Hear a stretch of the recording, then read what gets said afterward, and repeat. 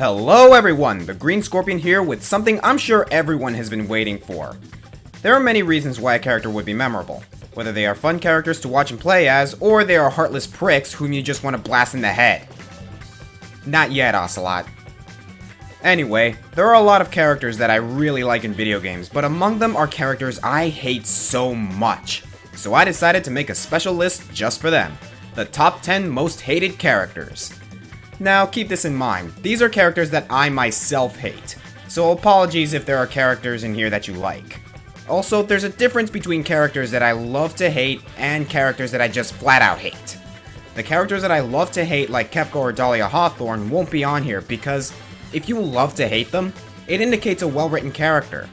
These are characters that deserve every bit of hate that they get because they basically have the qualities that make them despicable and completely annoying. Let's put them on the chopping block and get this list started.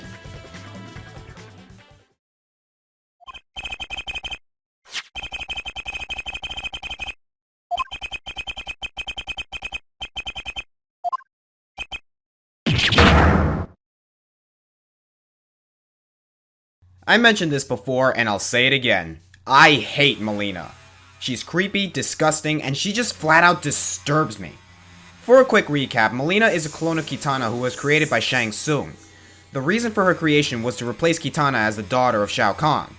That being said, I do hate Shao Kahn as well for being such an annoying boss, but I actually liked his characterization in Mortal Kombat 9. Not the case with Mileena. I will agree that Mileena is one of the more fun characters to use in the Mortal Kombat roster, which is the reason why she's only number 10.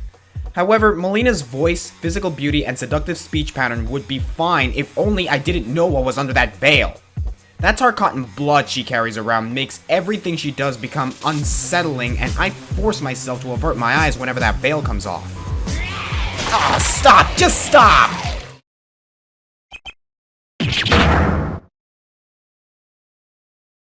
There are a lot of characters I hate in the Final Fantasy series, particularly in Final Fantasy X and 13.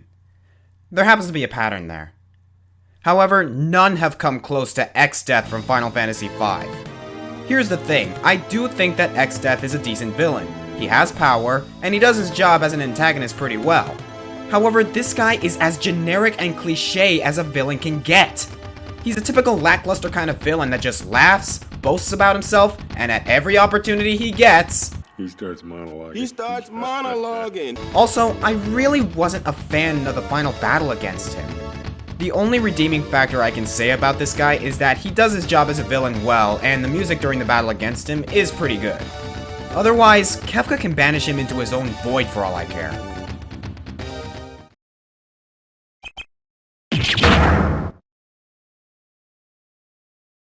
Next up on the list is Count Viger. What? Yes, I said Count Viger. Honestly, I think that joke's been played out enough. Calling him Count Vulgar or Count Douchebag. It's Viger! Oh, come on! Yeah, I really hate this guy. And it's not his villain status that makes me hate him. He actually does his job as a villain very well, using his higher position to manipulate the situation at hand and using treason at the right time to benefit his goals. What really makes me hate this guy, though, is his personality. This guy is a complete hypocrite.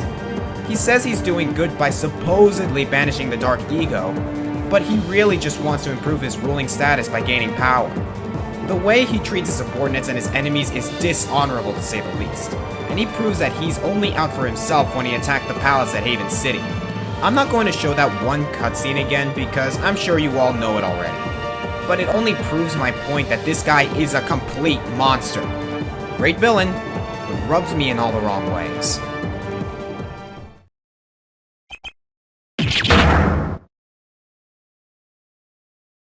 There is absolutely no reason for this character to exist. None. Elise from Sonic 2006 may as well be the worst character that the Sonic team has brought to light. Yes, even worse than Big the Cat. Putting aside the fact that Sonic 06 was a terrible game, Elise is a sorry excuse for a character. She had no personality, she was incredibly cliche, and her voice and dialogue are atrocious. That, coupled with the fact that she practically monologues throughout the entire game, makes her incredibly annoying. She also represents everything wrong with that generation of Sonic games. Character as a plot device? Check. Shallow personality? Check. Contributes nothing to later games? Check. Lastly, I really have to commend her for soiling my childhood. Ugh.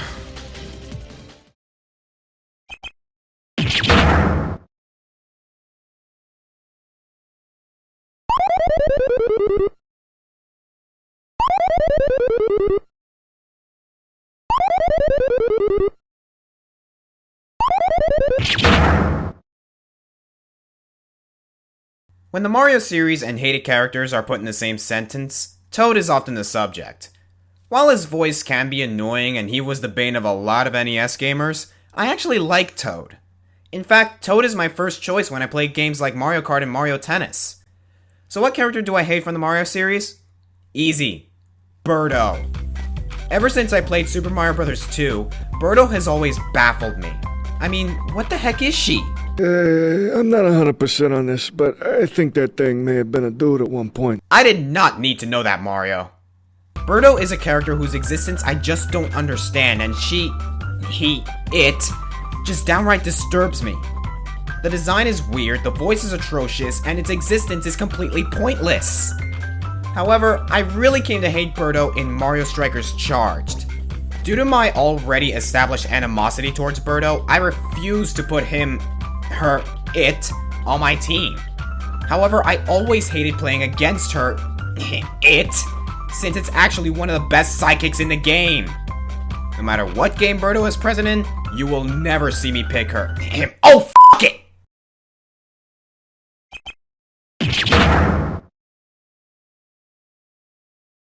I couldn't resist. I admit that I have not played Mother 3, but this guy is infamous even to those who didn't take the time to download and patch this game. I did see a Let's Play about it though, so I feel it's justified. Porky Minch is a sinister creature, only seeking to rule over an empire and making his name known. While this guy does do his job relatively well as a villain, his mentality is really annoying. This guy is completely full of himself, he whines and complains like a child when things don't go his way, and his actions cause grief and despair to anyone involved, especially Lucas. I also find Porky disturbing considering his backstory. He became a pawn of Gygus and has been kept alive for thousands of years. Now think about this. When all is said and done, Porky may as well be considered a bratty kid. Now taking into account that Gygus is, and that's all I have to say about that. Porky Minch stands among the biggest scoundrels in video game history, and it's easy to see why. He also uses you as a shield.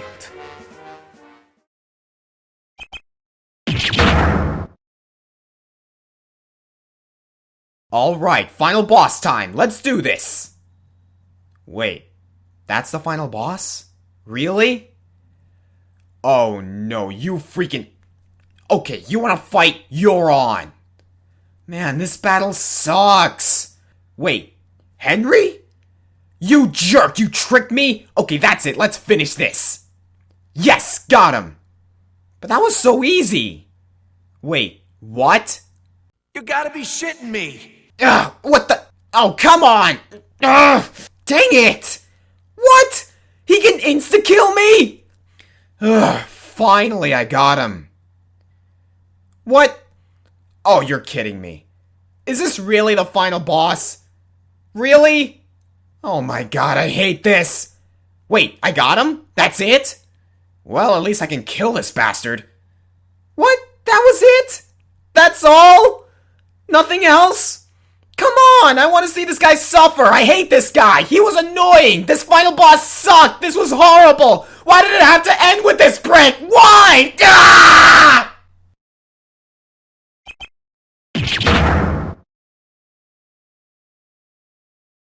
If there's one kind of person that I just can't stand, it's the kind of person that won't admit to his or her own mistakes. With that, we have Bill Hawks from Professor Layton and the Unwound Future. What's astonishing is that this guy wasn't present for most of the game, but his backstory and brief actions within the game were enough to make me hate this guy with a passion. Before the events of the Unwound Future, Bill and Dimitri, who is one of the antagonists of the game, were partners in the field of science and have spent years working on a time machine. They finally managed to build a prototype and are ready to test it, but Dimitri finds a flaw in it and begs Bill not to run the test. Bill refuses after being offered a huge sum of money for the machine's development and secretly runs the test with the help of Claire, a fellow scientist who also happens to be the love interest of Dimitri and Professor Layton's sweetheart. Needless to say, the test goes horribly wrong and a huge explosion occurs, killing Claire and several other people in a nearby apartment building, though Bill somehow survives. What's horrifying is that Bill Hawks, instead of answering for his crimes, uses this incident to climb the political ladder and become the Prime Minister of the United Kingdom and robbing Layton of his love and Dimitri of his life's work. What transpires are the events of Professor Layton in the unbound future. Dimitri devises a plan to kidnap Bill Hawks and several other scientists and force them to work on a time machine.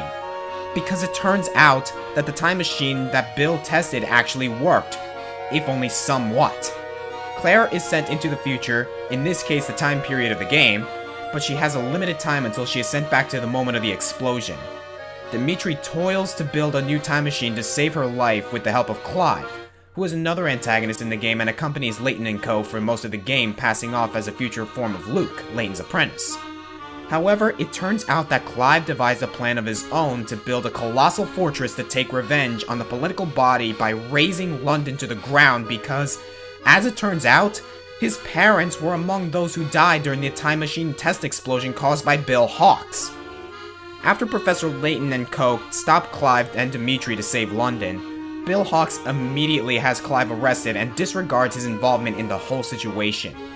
What enrages me is that Dimitri loses his life's work, Clive loses his parents, Professor Layton loses Claire after one of the saddest moments in gaming history, and what unfolds are the events of the game that involve kidnapping, death, tragedy, crime, and sadness, all because of the selfish acts of Prime Minister Bill Hawks.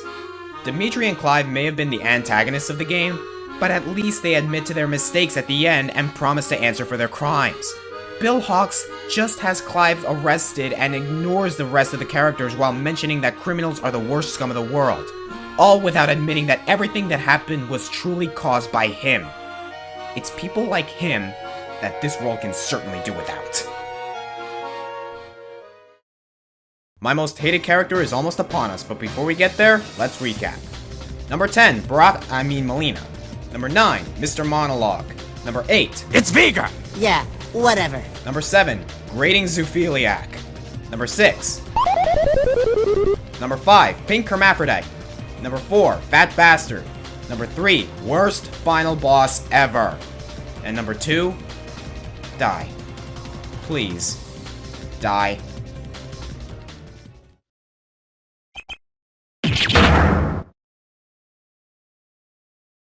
One game I find to be very underrated is Apollo Justice Ace Attorney.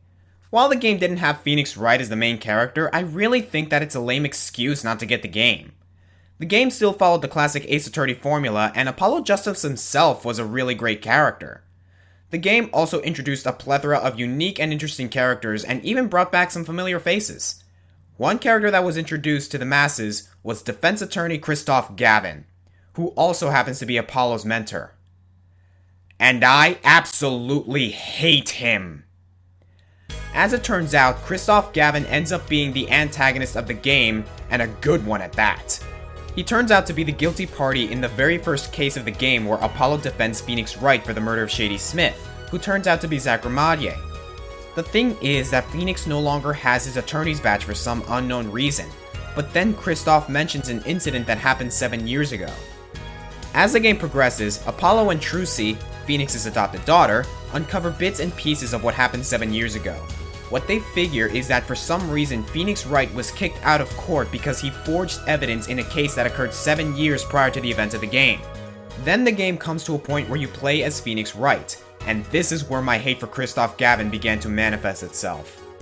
As more and more details of the incident 7 years ago unfold, the puzzle pieces come together to create the truth about the case. Phoenix Wright took the case of Zach Ramadier, the victim from the first case, from another defense attorney, and he didn't have much time to prepare. But he took the case anyway. He was up against Clavier Gavin, Christoph's younger brother, and he treated it just like any other case. Then, during the trial's recess, Trucy presents him with a diary page and said that a man said to give it to him. It turns out that the diary page would become the decisive evidence that Phoenix needed to close the case. Unfortunately, Clavier immediately calls in Drew Misham, an artist who confesses that he forged that piece of evidence. This event turns into tragedy for Phoenix as he is confiscated of his badge, never to defend in court again. This event has haunted him for 7 long years until it all unfolds in the final case of the game. As it turns out, Zach Ramadier's previous defense attorney was Christoph Gavin, but Zach relieves him after he beats him in a poker match. Zach then plays a game with Phoenix, and Phoenix wins, which is the reason Zach chooses Phoenix because he says that you can learn a lot about someone by how they play. This enrages Christoph, and he devises a plot that's just downright heinous. Christoph actually hired Drew Misham to create the forged diary page because he planned on using it himself. However, after Zach flips him the bird, he decides to use it against Phoenix by having his younger brother Clavier expose him of it in court. The man that Trucy received the page from was Christoph Gavin. Not only that, Christoph is the one who murdered Zach in the first case to keep him quiet of the subject. He also poisoned Drew Misham and his daughter Vera Misham in order to keep them quiet as well, which is the main plot point of the final case because Vera is accused of Drew's murder. Thanks to the combined effort of Phoenix and Apollo, Christoph Gavin is exposed of his crimes. Almost. With the judicial system protocol stating that you need decisive evidence to form a case, Christoph is presumably safe because he hid said evidence pretty well and it isn't present in court. On the flip side, however, Phoenix established the jurist system that was introduced into court for this case, and that's what ultimately destroys Christoph. He loses his calm demeanor and becomes enraged, stating that the jurist system is a complete waste and that those involved are insolent and idiotic individuals who shouldn't have any place in court. Unfortunately for him, the judge, Apollo, and even Clavier disagrees with him and the case proceeds, with a unanimous innocent verdict for Vera from the jury. What completely upsets me is that Christoph doesn't freak out. He doesn't cry, he doesn't even get angry. He just laughs. A laugh that, as Apollo stated, is a laugh louder than any ever heard before or since. A laugh that echoed in the halls of justice, lingering for what seemed like hours. Christoph Gavin may have received his just desserts, but his actions are unforgivable. He ruined the life of Zach Ramadier, Drew Misham, Trucy Wright, and countless others. But most of all, he ruined the life of Phoenix Wright, a man that I give my highest respects, is one of my favorite characters in gaming and someone who furthered my view of gaming. To know that Christoph Gavin was the cause of Phoenix's dismissal from court, all because of his selfish pride, infuriates me.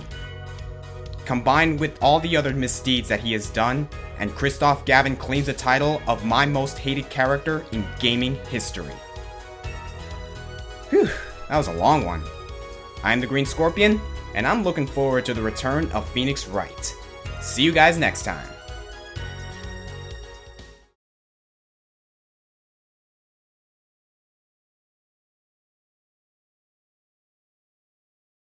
She's not a girl! There's a penis in there!